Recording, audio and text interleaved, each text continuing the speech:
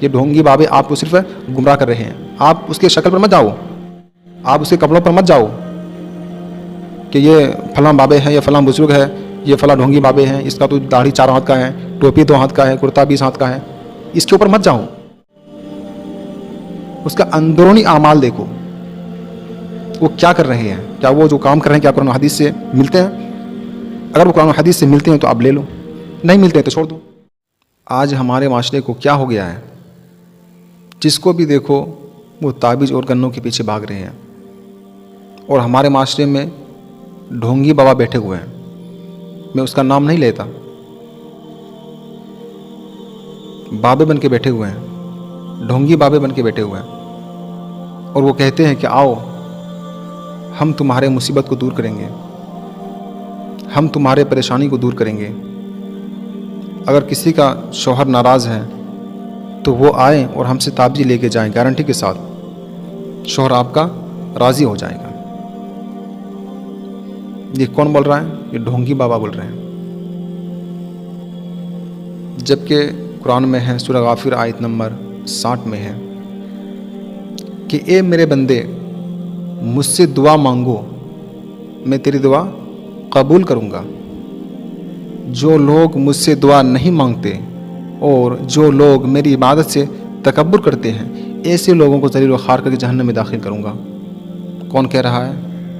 اللہ کہہ رہا ہے کہ مجھ سے دعا مانگو, میں تمہاری پریشانی کو دور کروں گا. اور آج ڈھونگی بابے بول رہے ہیں کہ آؤ ہم تمہاری پریشانی کو دور کریں گے. حالانکہ ڈھونگی بابے خود پریشانی میں مبتلا ہے, وہ کیا دوسرے کی پریشانی کو دور کریں گے؟ تو میرے بھائیوں, یہ بات یاد رکھو کہ کسی چیز پر, کسی جان پر تعویذ لٹکانا اور اس نیت سے لٹکانا کہ یہ جو ہم تعویذ لٹکانے جا رہے ہیں, اس تعویذ سے اس چیز کو شفا ملے گی, اس چیز سے, اس تعویذ کو لٹکانے سے یہ مصیبتیں چلی جائے گی, یہ پریشانیاں ختم ہو جائے گی. تو میرے بھائیوں یہ یاد رکھو, یہ شرک ہے, یہ ہندو والا رواج ہے, اور شرک بہت بڑا ظلم ہے. ان الشرک لظلم عظیم, شرک بہت بڑا ظلم ہے. اللہ ہر گناہوں کو معاف کر دے گا, لیکن شرک کو کبھی معاف نہیں کرے گا مگر اللہ جس سے چاہے. میں یہ نہیں کہتا کہ تعویذ وہ قرآن کی آیت پڑھ کر آپ دم مت کرو, آپ دم کر سکتے ہیں, لیکن لٹکانے کا الگ مسئلہ ہے. آپ کسی جان پر آپ پڑھ کر دم کر سکتے ہیں, سورہ فاتحہ کچھ آیت پڑھ کر, سورہ پڑھ کر آپ دم کر سکتے ہیں, اس کا کوئی مشکل نہیں ہے. پانی پر دم کر کے کسی کو پلا دو یا کسی جان پر آپ دم کر دو, یہ اس کا الگ مسئلہ ہے, یہ آپ کر سکتے ہیں. لیکن تعویذ بنا کے لٹکانا یہ شرک ہے, یہ ہندو والا رواج ہے. صحیح حدیث میں ہے کہ شہد میں شفا ہے, تو اس کا تو یہ مطلب نہیں ہے کہ آپ شہد کو گھڑے میں ڈال کے گلے میں ٹانگ لو تو آپ کو شفا مل جائے گا. ایسا ہے کیا؟ ایسا نہیں ہے, کیونکہ شہد کو استعمال کرنے میں آپ کو شفا ہے. شہد کو کھائے گا تبھی آپ کو شفا ملے گا, اس سے پہلے آپ کو شفا نہیں ملے گا. تو تعویذ لٹکانے میں شفا نہیں ہے.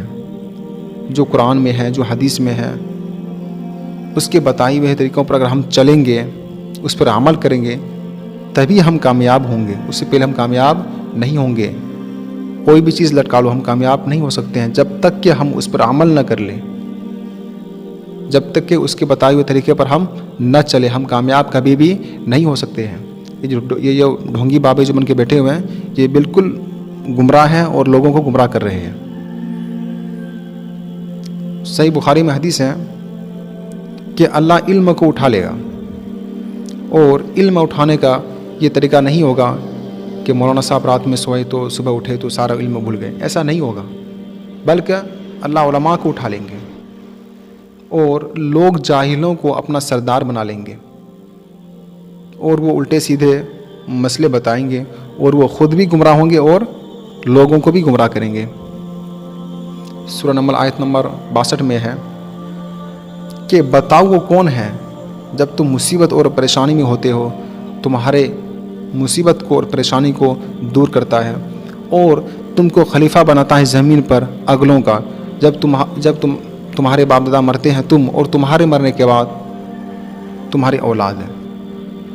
کیا اللہ کے ساتھ اور بھی کوئی خدا ہے, کوئی الہ ہے جو تمہارے مشکل اور پریشانی کو دور کرتا ہے نہیں ہے۔